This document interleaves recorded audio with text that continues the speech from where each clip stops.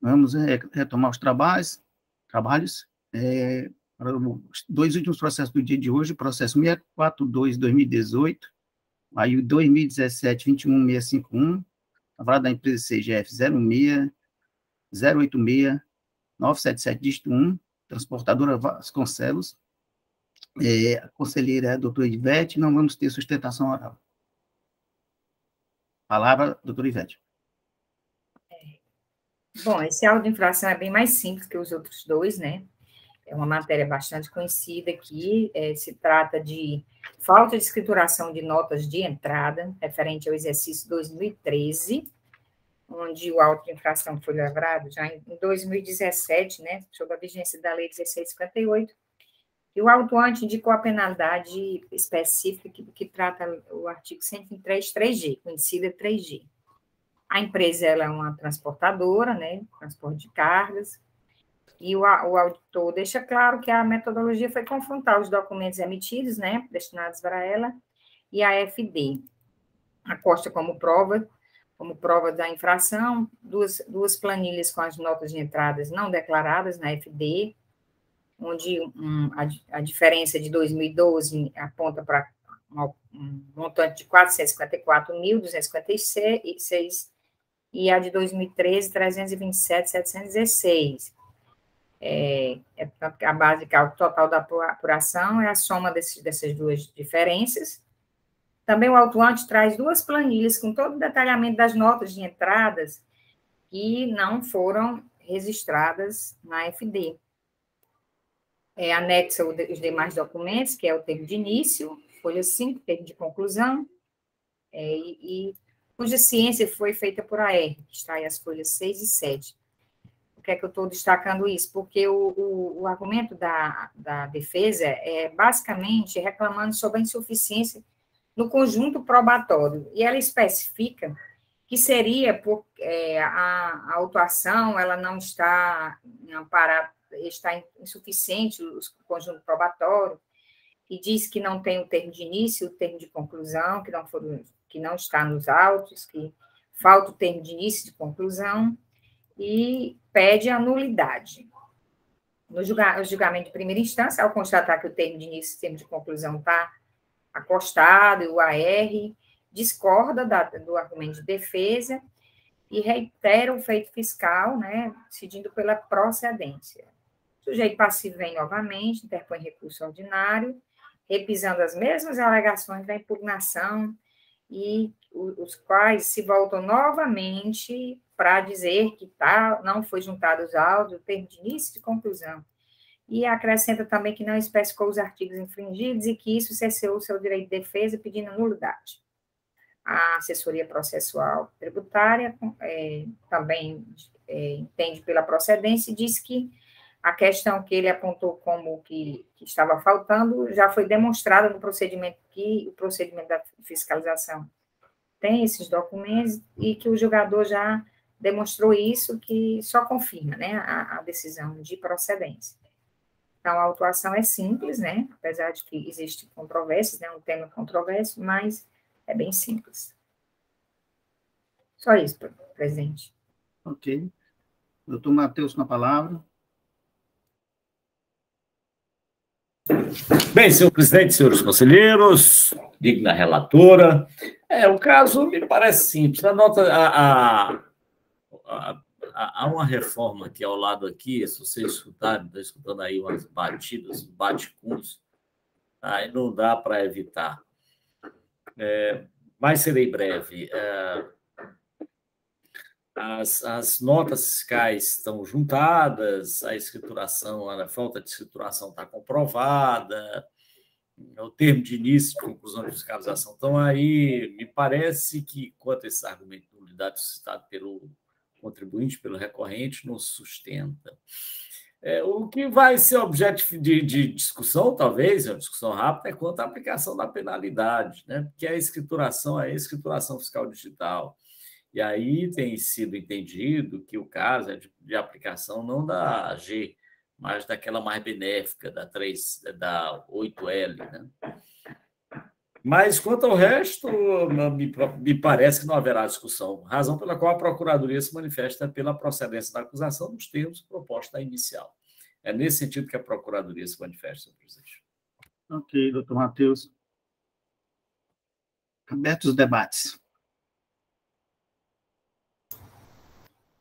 Doutor Matheus resumiu, né? Assim, está claro que a questão do termo de início, termo de conclusão, está acostado, tem o AR, inclusive o fiscal fez uma observação que, na época, o contribuinte não quis cientificar pessoalmente, né?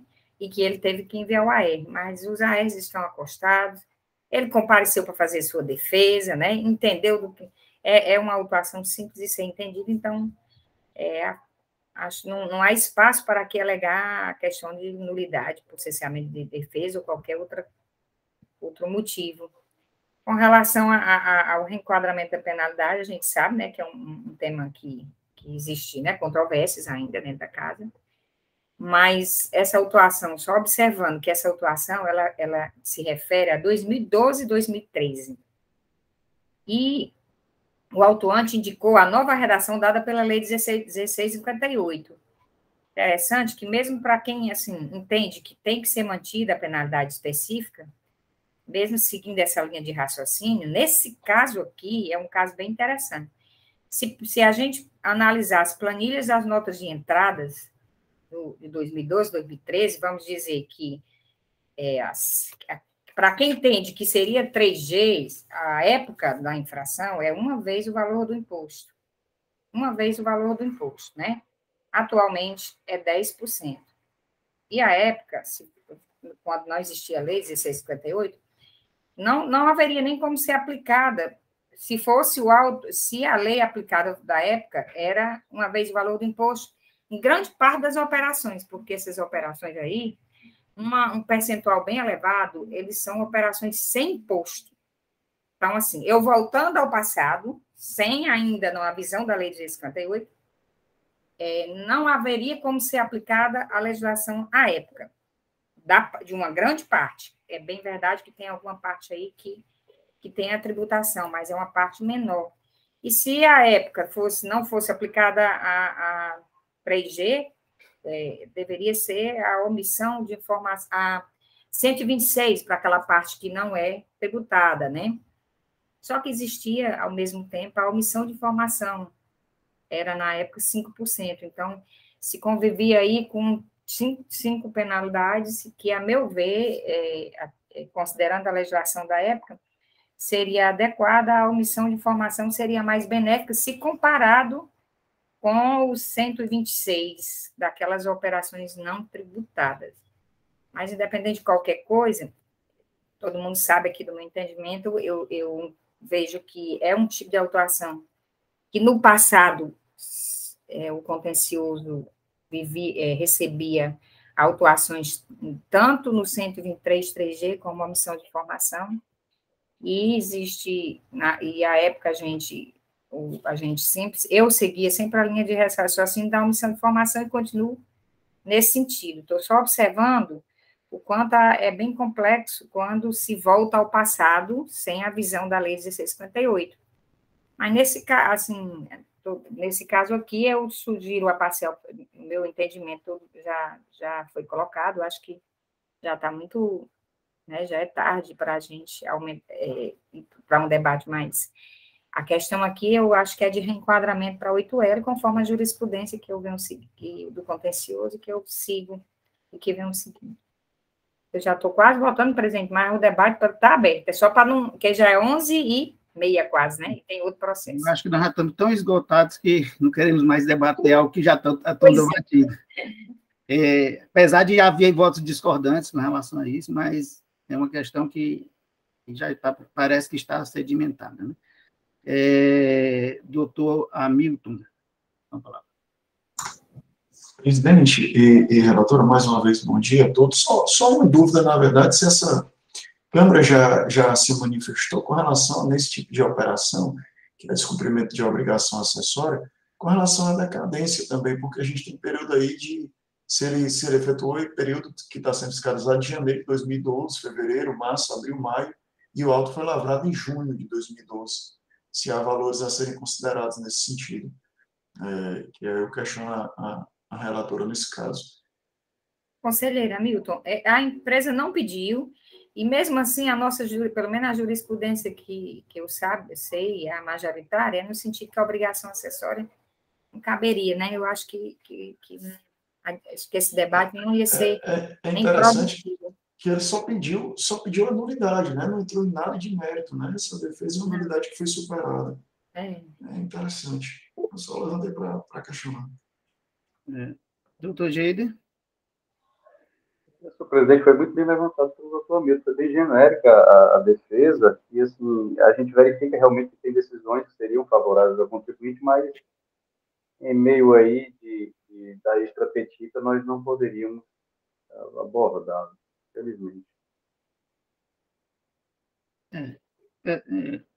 Na verdade, eu não vou adentrar aí na questão da decadência, porque tem uma posição, um dia e hora que seja necessário colocar a minha posição.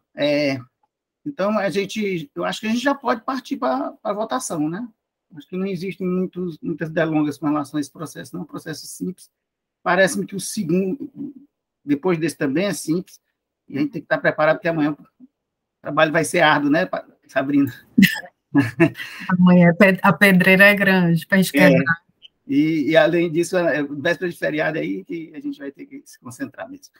Então, vamos partir logo para a votação, doutora Ivete, com relação ao auto de infração. Você já adiantou o voto, mas pode confirmá-lo. É bom registrar, né, que ele pediu a nulidade, né, preliminar de nulidade, em razão da deficiência nos elementos probatórios, termo de início e termo de conclusão, né? Certo. Você afasta ou acata? Em relação, afasto, né, que consta nos autos todos os elementos probatórios e não vejo nenhum prejuízo ao direito de defesa ou a princípio da legalidade. Afasto o pedido de nulidade baseado nesse argumento de insuficiência de elementos probatórios. Ok. E com relação ao mérito? No mérito, eu entendo que seria o caso do reenquadramento de penalidade, né, para 8L. Ok. Doutor Hamilton? Com relator, senhor presidente, integralmente. Ok. Sou eu, né? Não, depois do doutor Hamilton, que está no lugar do doutor Felipe. Desculpe. Sou eu agora, não? Obrigado. Eu voto pela procedência da autuação de acordo com o parecer da assessoria processual. Marcos? Doutora Sabrina, eu queria só conferir, porque assim, o doutor Hamilton está substituindo o doutor Felipe, meu voto geralmente é sempre depois do doutor Felipe, não sei se... Pois eu também eu fui induzido ao erro, eu estava... Então, pronto, vamos retomar. Quando a gente está na tela do computador, a gente não tem a ordem das cadeiras, né? Exatamente. Não, é porque aqui eu tinha colocado, mas aí a Sabrina colocou e eu disse, não, deve ter me confundido, mas tudo bem, vamos lá. Então, depois do... Por uma questão de cavalheirismo, doutor Geide, a doutora Sabrina votou primeiro aí, sem problema. Pronto. Eu perguntei porque eu não decorei ainda a ordem. Pois é, eu coloquei no meu caderno, mas eu gosto tanto de você que mudei aqui a ordem. Tá certo. E doutor Geide, como vota? Sem problema, doutora Sabrina, foi até bom lhe ouvir primeiro. Voto com a relatora, senhor presidente. Ok. Doutor Pedro Jorge? Com a relatora também, senhor presidente. Doutora Sabrina já votou e doutor Marcos? Integralmente com a relatora, senhor presidente. Pronto. Então, da decisão, afastada a nulidade, por falta de elementos comprobatórios, reconheceu o recurso ordinário para dar parcial provimento para reformar o julgamento exarado pelo julgador singular, reenquadrando do artigo 123, 3G, para o artigo 123, 8L, feito fiscal. Agora, o último processo do dia de hoje é o processo 3147-2019. Aí, 2019-059-63. CGF 06-682-170, dígito 3, é a Credifácil Comércio de Móveis e Eletros Limitada. Conselheira relatora também a doutora Ivete Maurício, não existe sustentação oral. A palavra está com a doutora Ivete. Só um momentinho, presidente. Fique à vontade. Eu acho que eu perdi a tela aqui do outro processo. 2 minutos.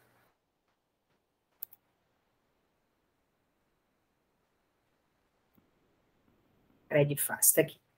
Bom, essa autuação também é um descumprimento de obrigação acessória. Eu vou tentar fazer um relato, assim, bem objetivo, mas sem prejudicar, claro. É que a empresa, ela foi autuada em função da falta de pagamento de ICMS decorrente de extravio de nota de venda ao consumidor, aquelas notinhas que eram no bloco ainda, né? Então, a empresa ele explica, o autuante, que essa empresa entrou com pedido de exclusão de culpabilidade, extravio, dessa sequência de nota fiscal de 7.051 a 7.075, e, à época, foi emitido o parecer da CAT-SECOM, 503/2017, que, com base nesse parecer, o parecer também sugere para o parecer, segundo o autuante, ele retira da exclusão da culpabilidade, mas observa que tem que ser feito o arbitramento do imposto em relação a essas notas que foram extraviadas.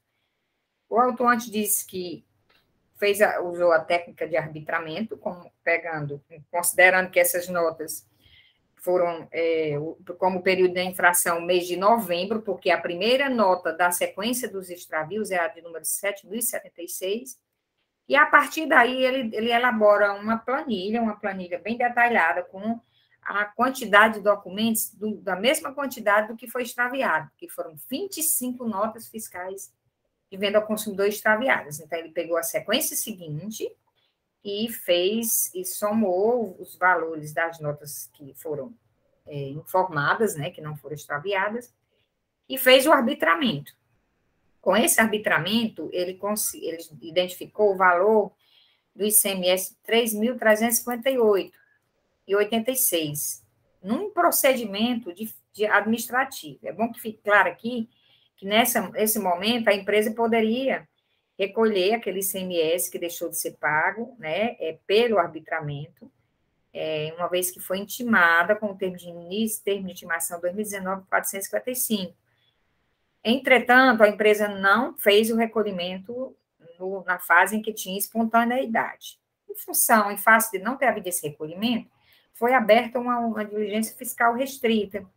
E aí, nesse caso, foi feita a lavratura do auto baseado, né, em toda essa metodologia de arbitramento em função do extravio.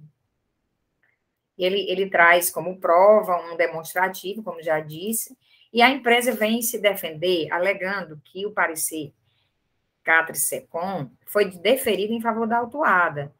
Entretanto, a servidora responsável pela sua emissão cometeu um equívoco, ele trouxe prejuízo, uma vez que acrescentou por conta própria a expressão ou não, utilizado ou não, ao parágrafo único do artigo 31 do decreto 24.569, querendo alcançar os documentos em branco. Afirma que a legislação tributária não exige cobrança do Estado de Ceará, não existe cobrança de ICMS que extravia documentos em branco. Inclusive, a Lei 12.670, em seu artigo 123, parágrafo terceiro, traz a clareza, terceiro A, a clareza de que essa obrigação somente se dá em relação aos documentos utilizados e extraviados.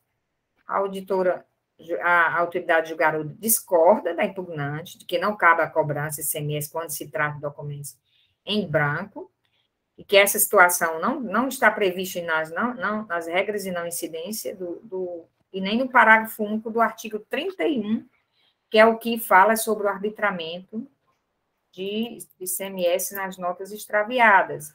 Então, a autoridade julgadora de primeira instância discorda e mantém a procedência. A empresa vem, mais uma vez, em seu recurso ordinário, repisa os argumentos da impugnação e reclama que a julgadora não conseguiu entender a linha de raciocínio da defendente, dos seus argumentos. Pois, a seu ver, aí ela diz, a seu ver, não existe base de cálculo em documentos em branco. Ora, ele diz, ora, se estão em brancos, não tem base de cálculo, consequentemente, não cabe o arbitramento. Mas tão somente se o extravio fosse o documento utilizado. E que o fisco, se o fisco não soubesse os valores que neles deveriam constar. E aí pede, mais uma vez, a nulidade, uma vez que houve o reconhecimento da não culpabilidade pela Cefaz e de que os documentos estavam em brancos e que não cabe o arbitramento. A linha da recorrente é basicamente essa. A cela da assessoria processual tributária, ele ratifica os fundamentos do julgamento de primeira instância e no sentido de procedência. E aqui eu faço uma observação que lá no final do parecer tem parcial procedência, mas dá para ver que é um equívoco, porque todos os seus fundamentos foi na linha da procedência. E aí, na ata, secretária, tem um nome, tem procedência, mas só observando que os fundamentos foi pela parcial procedência, apesar do equívoco no final do parecer. Então, assim, em resumo, é isso, um extravio de documentos, onde a empresa entende que ela não tem que pagar o ICMS arbitrado porque eram documentos em branco e que a exclusão culpabilidade foi dada pela Cefaz. Assim, em linhas gerais, eu não detalhei muito para não cansar, que nós já estamos bem, né? Mas eu acho que eu disse o que era preciso. Concluído, presidente. Ok. Doutor Matheus, uma palavra. Muito bem, senhor presidente, senhores conselheiros, doutor Ivete, muito objetiva do senhor Erlato, Evaneide, nossa secretaríssima, sempre atenta, que beleza. Quando a doutora Evaneide está junto, a gente fica mais tranquilo, que a sessão vai ser leve, né, doutora Evaneide? Muito bem. Nesse caso, dessa acusação fiscal, a gente adotou os procedimentos cabíveis. Ele fez a média ponderada, a média da série seguinte dos documentos extraviados. E o contribuinte utiliza um argumento muito interessante quando ele diz, olha, mas como cobrar ICMS de documentos em brancos que foram extraviados? Não há que se falar ICMS. Então, no caso, caberia só uma multa por descumprimento de obrigação tributária acessória, talvez. Mas o que é mais interessante é a contradição feita pelo próprio recorrente. Às vezes, ele não percebe essa contradição. Se nós olharmos no recurso, ele acaba dizendo que as notas fiscais que foram extraviadas, na verdade, não ocorreu extravio, porque são notas escrituradas com valores divergentes no SPED fiscal e não sem registro, e que várias notas foram escrituradas em valores corretos. Isso no seu recurso. Veja como é interessante. Ele faz um argumento inicial, depois ele esquece que utilizou aquele argumento e utiliza um outro argumento que contradiz o argumento anterior. Mas o fato é que caberia a ele, se as notas fiscais efetivamente eram em brancos, não foram utilizadas, caberia a ele demonstrar isso de alguma maneira. Mas ele só faz afirmar sem trazer nenhum elemento comprobatório desse fato, não vale no processo, né? A retórica vale, mas só até certo ponto. Pois bem, diante desses fatos, não há como afastar a cobrança. Foi oferecida a espontaneidade para que ele recolhesse aquele valor que foi calculado, o arbitramento que foi realizado e tal, e ele se quedou inerte. E acabou vai ter que pagar, não sei se vai pagar, mas acabou tendo um ônus maior, vai ter um ônus maior, que é a multa que está sendo aplicada. Diante desses dados, sem nenhum elemento que afaste a acusação fiscal, a Procuradoria se manifesta, então, pela procedência da acusação fiscal, e muito bem observado pela relatora, a parcial procedência indicada pela assessoria, pela consultoria, na verdade, foi um equívoco. O caso é de procedência da acusação. E é nesse sentido que a Procuradoria se manifesta. É isso, senhor presidente. Obrigado, doutor Matheus. Como sempre, cirúrgico. Essa questão aí eu também já tinha reparado. No caso, Evaneide, por favor, só colocar essa observação que a Aí, a doutora Ivete colocou e o doutor Matheus também, certo? A procedência parcial, me parecia. E o doutor Matheus é pela procedência. Vamos deixar... Acho que aqui no parecer também está reexame necessário, né? E não é reexame, né? Que o julgamento de primeira instância foi pela procedência. Isso, exatamente. Né? E tem um recurso, né, que o doutor Matheus até pontuou aí com relação ao recurso, então também tem essa recurso correção. ordinário, né? Exatamente. Será feito, senhor presidente. Obrigado aí pelas observações de todos. Abertos os debates, se a doutora Ivete quiser fazer mais alguma colocação a respeito do assunto. Presidente, assim, do recurso que eu consegui extrair foi só, ela não se conforma que tenha que cobrar imposto de documentos não utilizados, né? Dá a entender, assim, que ela entende que por ter sido excluída a culpabilidade, né, não caberia cobrança em documentos em branco.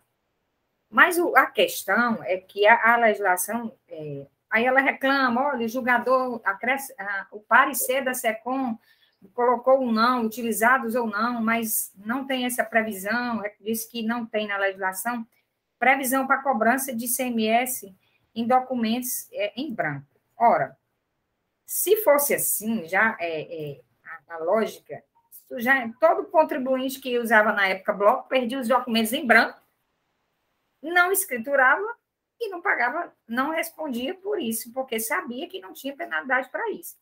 O documento branco é um cheque, em branco, né? Então, assim, se ele não informou, pode ser que tenha sido utilizado. Então, assim, o fisco não pode deixar de fazer esse arbitramento. Então, eu acho que o autuante agiu corretamente, com muito cuidado, pegou a mesma sequência das notas posteriores, porque nós temos uma norma de execução que diz como é que é feito o arbitramento, né? Além só para não dizer que não tem embasamento, né? Aqui, 0999, 0999. Isso. Primeiro vem o artigo 31 do próprio decreto, que ele diz, na hipótese de extravio de documento fiscal, a autoridade arbitrará o montante por documento, tomando por referência o valor médio ponderado, imediatamente anterior, posterior, não vou ler porque leva muito tempo, mas o artigo 31, ele fala do arbitramento, para definir o ICMS, no caso de extravio, não trata que não é de documentos em branco, em nenhum momento que não seria ilógico também, né? E a norma de execução é a 09, presente, eu tinha anotado... 0999. 2599, então anotei errado. Eu acho que é 0999, pelo menos. Né? Mas, assim, ela diz bem claro, ela diz em seu artigo 5º, que a sistemática de cálculo adotada para aplicação de penalidade referente ao extravio tratando-se de notas não utilizadas, o montante sobre o qual incidirá o ICMS e a multa será arbitrada utilizando a média aritmética das saídas, conforme o caso referente ao período imediatamente anterior, na sua falta pelo imediatamente posterior.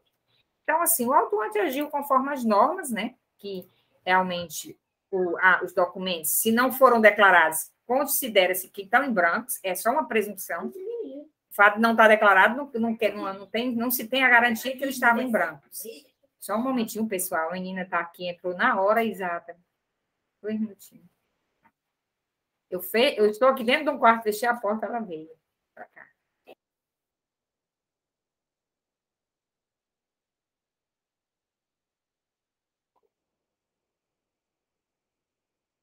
Porque deu uma chuva e está molhando tudo aqui, ela correu para fechar as portas e está um barulho. Só confirmando a norma de execução é 0999. Chequei aqui. 09, presidente? Então, 09 de 1999. Então, eu errei aqui. Então, é a que trata do extravio, né? Isso. Ela ainda se refere ao diretor do núcleo de execução da administração tributária, é o novo. É o novo. É antigo isso aí, era uma prática, né? Que se perdia muitos blocos, notas em papéis. Hoje, no mundo da nota eletrônica, isso não existe, né? Mas assim, antes sabe-se que as notas eram extraviadas, o risco de usar essa nota para outros fins, tem toda uma lógica aí.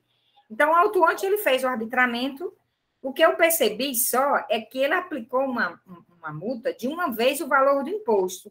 E a multa específica era 20% do valor arbitrado. Quer dizer, ele conseguiu ganhar aí um descontozinho na multa, em função, a meu ver, de uma aplicação só de falta de recolhimento. Mas a multa específica, o artigo que eu estou lendo, a época vigente era 20% calculado sobre o valor arbitrado, né?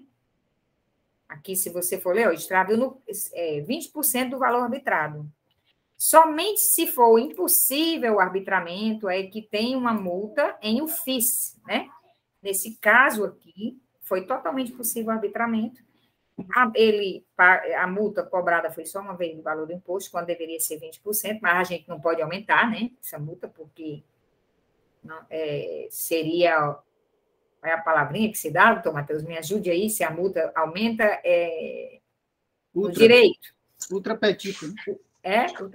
Reformatio impedius. Reformatio impedius, me deu branco. Isso mesmo, a gente não pode fazer isso.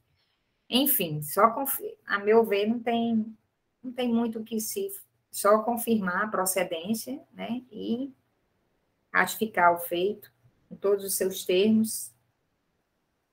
É basicamente isso. Ok. Alguém mais quer fazer considerações?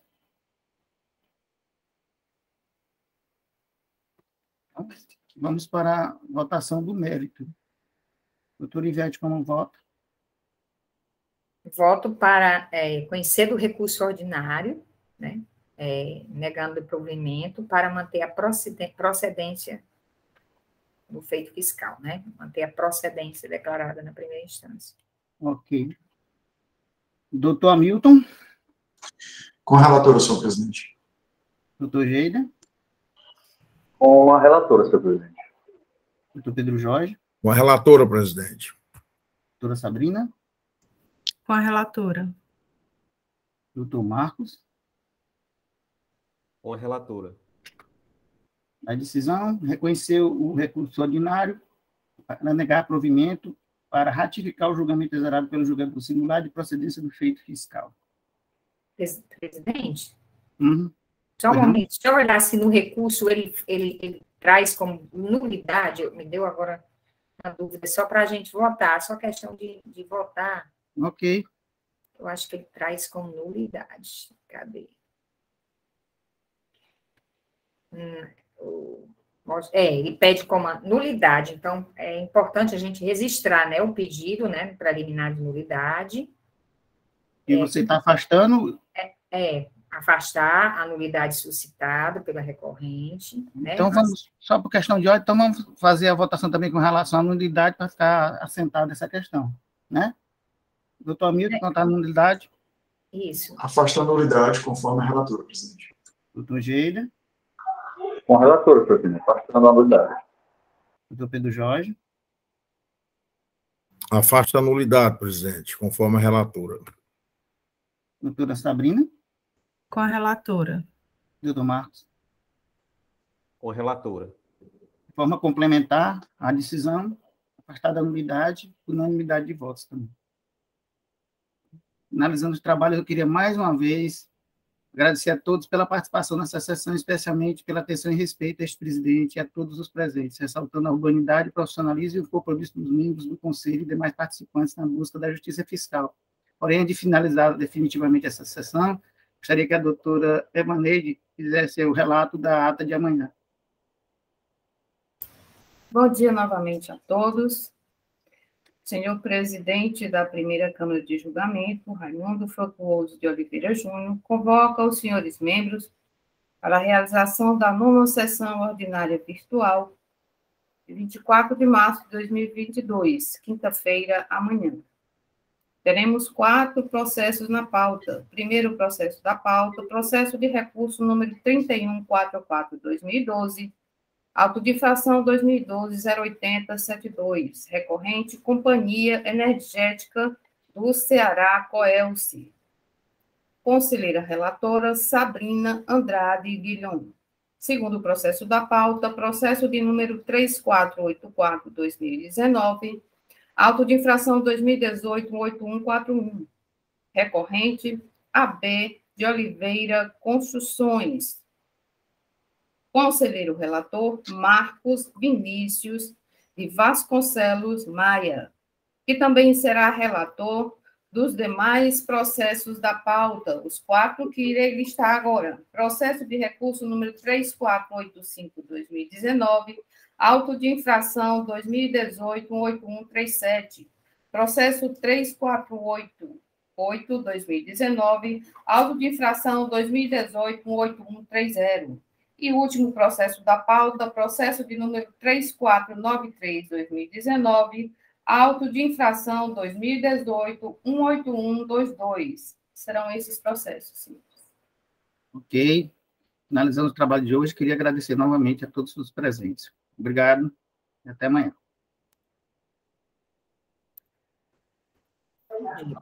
Bom dia.